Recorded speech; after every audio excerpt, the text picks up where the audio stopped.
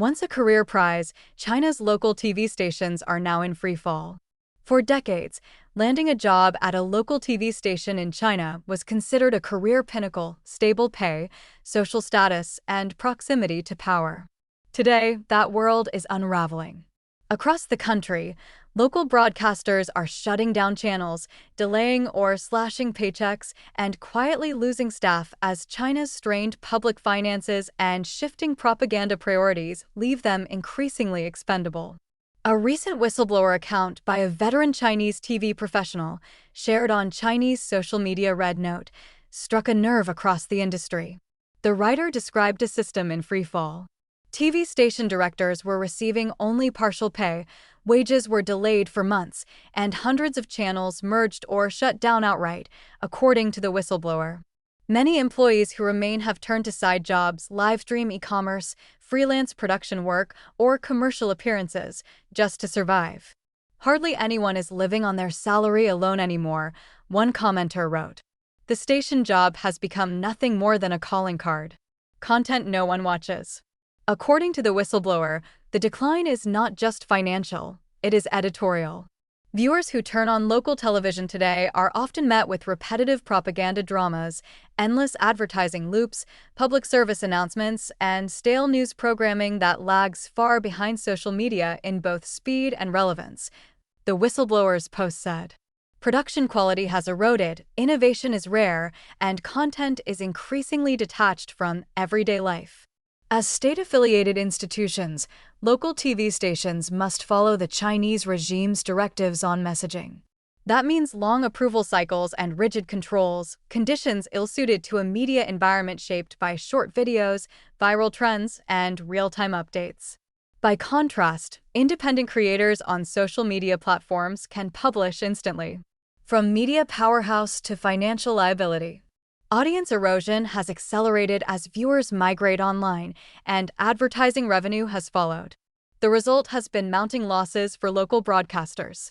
In August 2024, Shenzhen Television shut down both its public affairs and entertainment channels, according to Chinese media reports.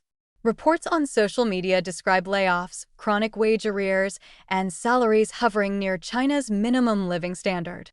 In Hunan Province, some station employees earn about $500 a month, according to Chinese media reports.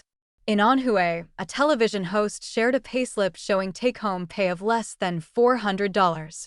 Former Guilin television reporter Xing Jiaming told the Epoch Times that his station failed to pay salaries for half of 2023, leading dozens of employees to stage protests. He said that only a small number of senior managers were fully funded by local government budgets.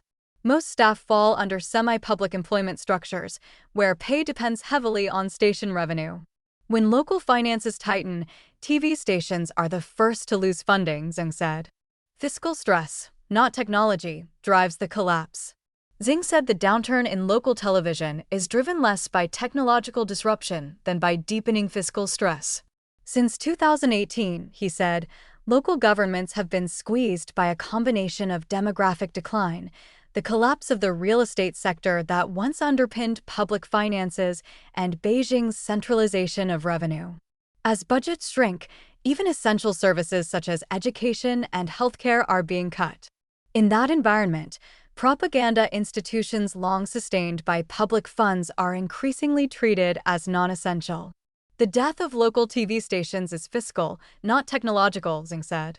Once the money is gone, the system collapses. Why television fell before print. In many market economies, television outlasted newspapers. China's media system, Xing said, operates under a different logic. Local TV stations are not market-driven enterprises, he said. Instead, they function as administrative units and political tools, dependent on the regime's funding and official advertising rather than audience demand. Xing said these propaganda machines are also expensive to run. Large staffing, layered bureaucracies, studios, transmission systems, and broadcast infrastructure create high fixed costs.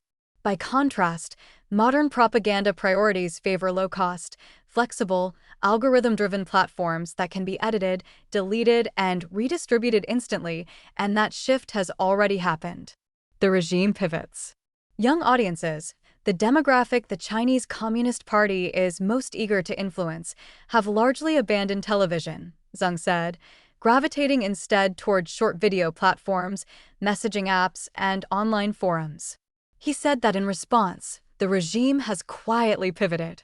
Rather than propping up local TV stations, propaganda resources are being redirected toward platform-based messaging, such as government-run social media accounts, coordinated influencer networks, and centrally managed online content systems.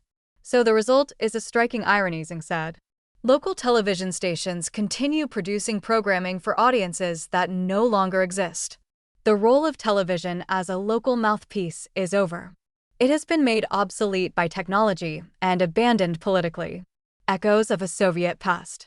Zhang drew a historical parallel to the final years of the Soviet Union, when local television stations remained nominal propaganda organs but were largely ignored by the public.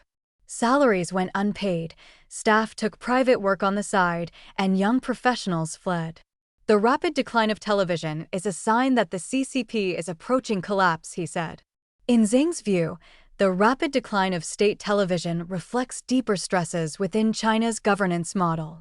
Whether those stresses will translate into broader political change remains uncertain, he said, but for China's once dominant local television stations, the collapse is already visible. Li Yuanming contributed to this report.